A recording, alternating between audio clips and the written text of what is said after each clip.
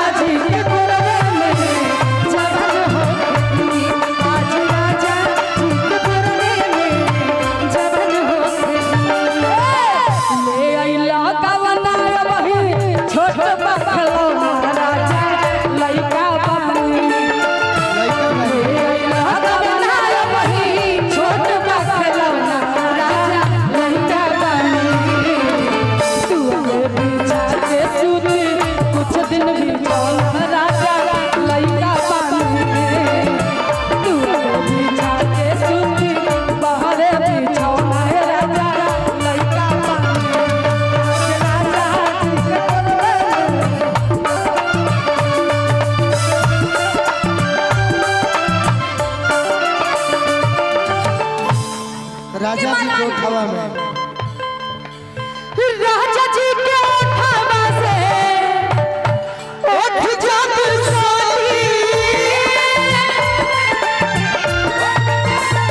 भूख भूख चली हमारा दिलवा के भूख भूख करी हमारा दिलवा के भूख भूख चली हमारा दिलवा के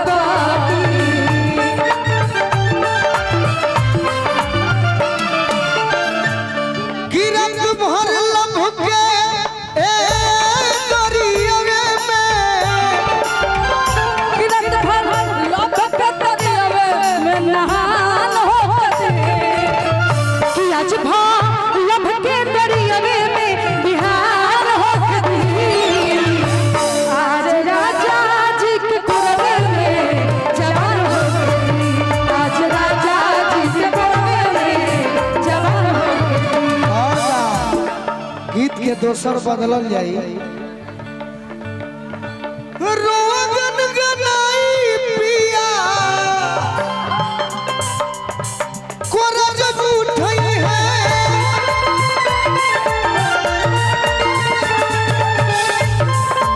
अरे ठाकुर मनोज हमरो जिया जुड़ई है जिया जुड़ई है हो जिया जुड़ई है ठाकुर मनोज हमरो जिया जुड़ई है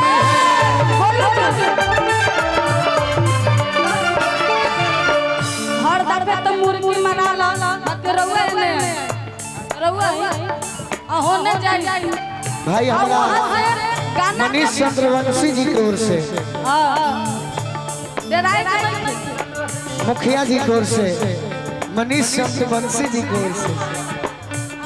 हर दफे मुर्गी मना लो आज राजा जी के कोरवे में बिहान होके तो गाना के भाव का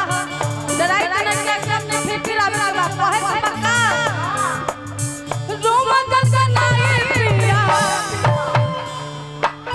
कोरा जब उठई है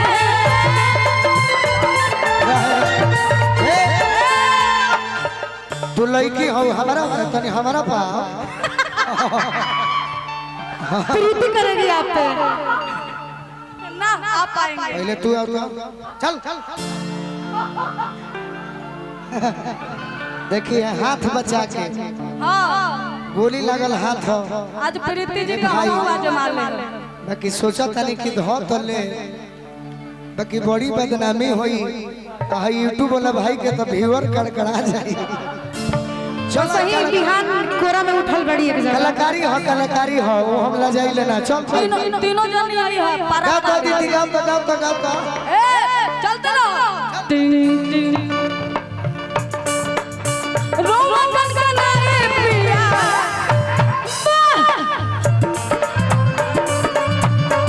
ए भाई